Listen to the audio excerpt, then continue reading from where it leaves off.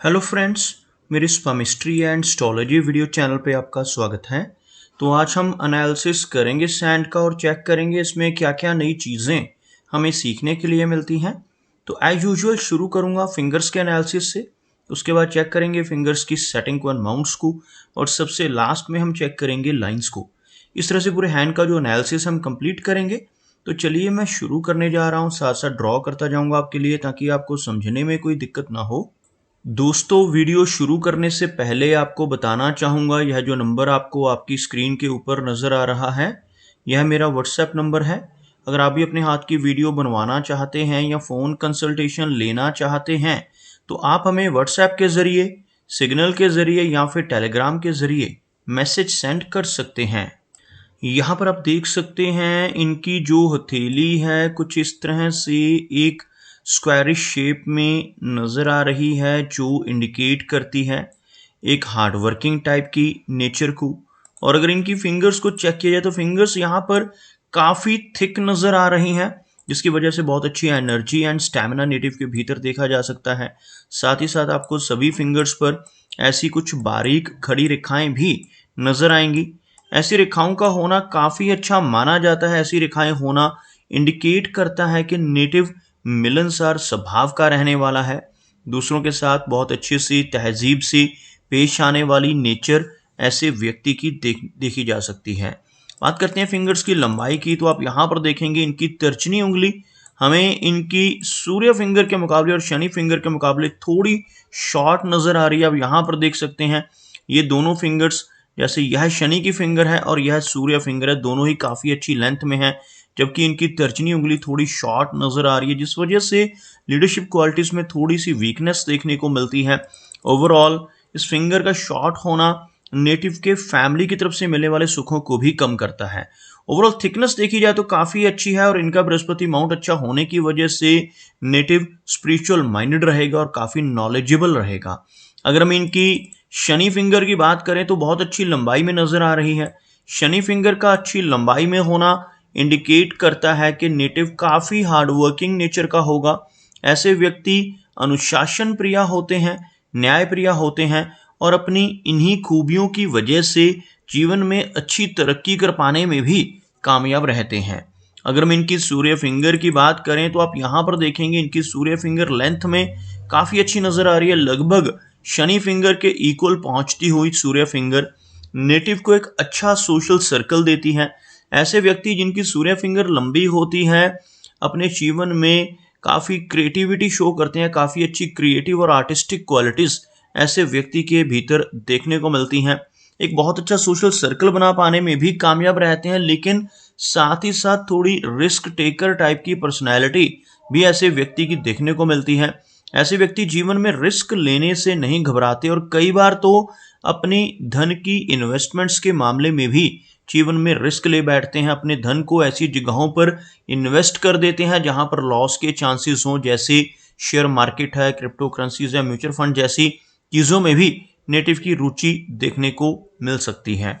अगर हम बात करें इनकी सबसे छोटी फिंगर यानी मर्करी फिंगर की, आप यहाँ पर देखेंगे मर्करी फिंगर लेंथ में काफ़ी अच्छी है। सूर्य फिंगर का टॉप फैलेंज इसको क्रॉस कर कर ऊपर तक पहुँचती हुई एक लंबी मर्करी फिंगर इनकी हथेली में नज़र आ रही है, जिस वजह से नेटिव के कम्युनिकेशन स्किल्स काफ़ी बेहतर रहते हैं। साथ ही साथ ऐसे व्यक्ति का बिजनेस एक्मेन भी काफ़ी स्ट्रांग देखने को मिलता है।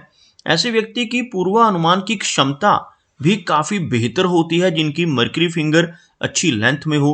अगर ऐसा व्यक्ति जॉब में चला जाए तो वहाँ पर अपने स्ट्रांग कम्युनिकेशन स्किल्स की वजह से काफ़ी अच्छी प्रोग्रेस पाने में कामयाब रहता है।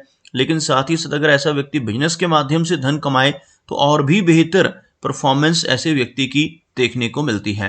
खासतौर पर यहाँ पर आपको इन दोनों फिंगर्स के बीच में हल्का गैप बनता हुआ नजर आएगा, जो नेटिव को इंडिपेंडेंट स्वभाव का बनाता है। लेकिन ऐसे व्यक्ति थोड़े जिद्दी नेचर के भी होते हैं, थोड़ी रिबिलियन नेचर भी ऐसे व्यक्ति की रहती है। जो काम करने की ठान लेते हैं उसको कर कर ही दम लेते हैं, कुछ इस तरह का स्वभाव यहाँ पर इन दोनों फिंगर्स के बीच में बनने वाला गैप दर्शाता है। चलिए आगे बढ़ते हैं और चेक करते हैं इनके सभी माउंट्स को। उसके बाद हम चेक करेंगे इनकी सभी रेखाओं को भी। तो सबसे पहले बात की जाए इनके गुरु पर्वत की। आप यहाँ पर देखेंगे इनका जो गुरु पर्वत है यानी यह वाला एरिया काफ़ी प्रोमिनेंट है उभरा हुआ बृहस्पति माउंट, यहाँ पर बहुत ही बारीक रेखाओं से आपको इस तरह से एक आंख जैसी आकृति बनती हुई भी नजर आएगी, जिसको हम यहाँ पर यव का चिन्ह कहते हैं, बुद्धाजाई का चिन्ह इसको कहा जाता है। और ऐसा चिन्ह अगर यहाँ पर बन रहा हो तो नेटिव की छठी इंद्रिय क्रिया होती है। जिनका यह माउंट भी साथ साथ उभरा हुआ हो, ऐसे व्यक्ति काफी स्पिरिचुअल माइंडेड भी होते हैं, धर्म कर्म के कामों में रुचि रखने वाले और काफी ज्ञानवान होते हैं। साथ ही साथ आपको यहाँ पर कुछ खड़ी रेखाएं नजर आएंगी।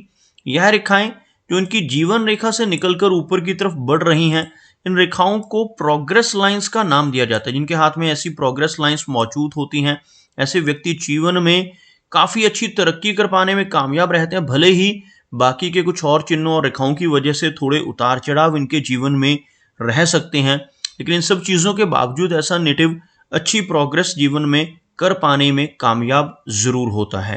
अगर हम इनके शनि की बात करें तो शनि का जो माउंट है यहाँ पर हल्का सा दबता हुआ नजर आ रहा है। शनि रेखा यानी कि भाग्य रेखा भी बीच में थोड़ी सी कमजोर होती इस एरिया से, जिसकी वजह से जीवन में अप्स एंड डाउन्स का सामना नेटिव को काफी बार करना पड़ता है। इस तरह का फॉर्मेशन शनि पर्वत की होने की वजह से नेटिव को अपने कंफर्ट जोन से निकलकर काम करना पड़ता है। काफी अधिक मेहनत ऐसे व्यक्ति के जीवन में देखने को मिलती है।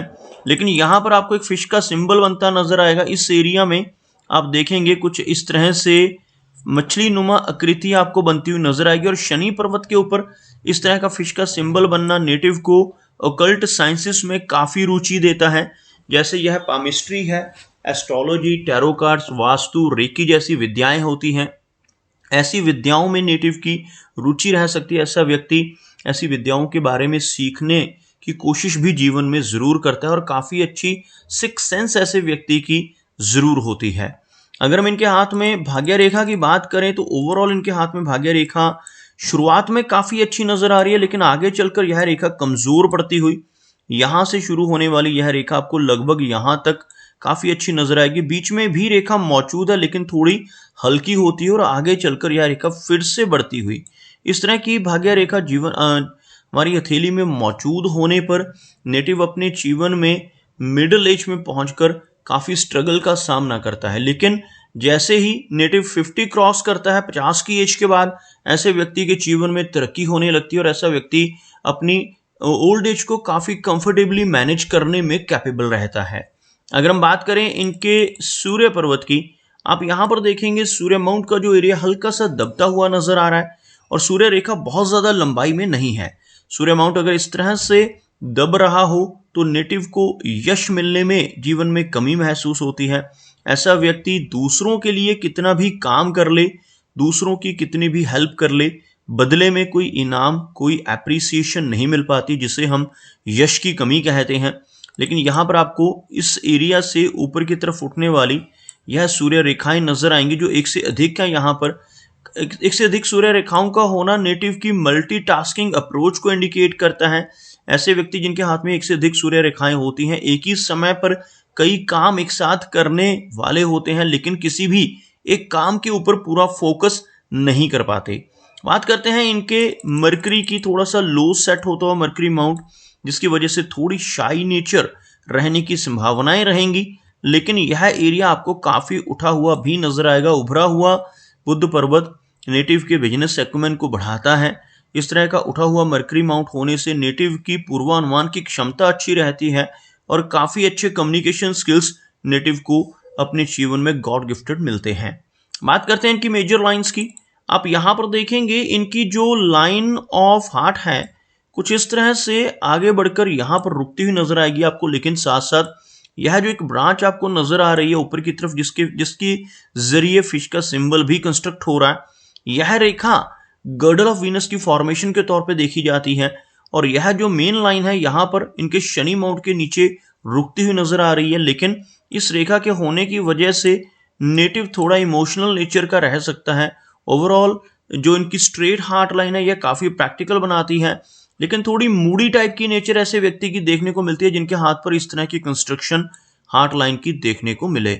ओवरऑल कोई भी मेजर इश्यू इनकी हार्ट लाइन के जरिए नजर नहीं आ रहा। कुछ हल्का सा आइलैंड जैसा फॉर्मेशन आपको इस एरिया में नजर आएगा। एक बारीक रेखा एक जो डाउनवर्ड ऑफशूट है वो नीचे की तरफ निकलता हुआ, तो लेटर एज में चलकर थोड़ी ब्लड प्रेशर जैसी कोई दिक्कत इनको दे सकता है, लेकिन ओवरऑल कोई मेजर इशू इनकी हार्ट लाइन के जरिए नजर नहीं आ रहा। अगर हम बात करें इनकी माइंड लाइन की, तो आप देखेंगे यहाँ पर यह इनकी जीवन रेखा है और यह जो रेखा है मस्तिष्क रेखा कहलाती है। मस्तिष्क रेखा बहुत लंबी है और यहाँ पर एक गैप के साथ चलती हुई नजर आ रही है। इस तरह का गैप इन दोनों रेखाओं के बीच में होना दर्शाता है कि नेटिव काफी इंडिपेंडेंट स्वभाव का होगा। जैसे हमें इनकी फिंगर्स के बीच में भी यह गैप देखने को मिल रहा है और यहाँ पर भी यह गैप मौजूद है जो नेटिव को जिद्दी स्वभाव का बनाता है।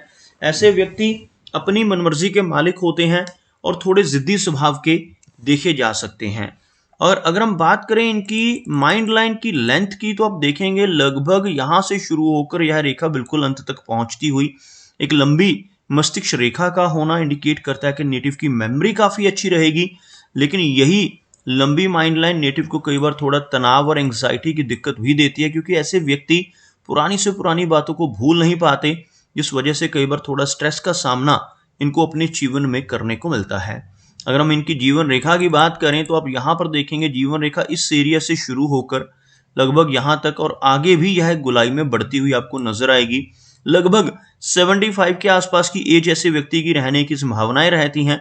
जन्म स्थान से दूर जाकर बसने की संभावनाएं भी इस तरह की ब्रांच की वजह से पॉसिबल हैं। ओवरऑल कोई मेजर इशू यहाँ पर नजर नहीं आ रहा, कोई भी ज्यादा नेगेटिव साइन इनकी जीवन रेखा के जरिए नजर नहीं आ रहा।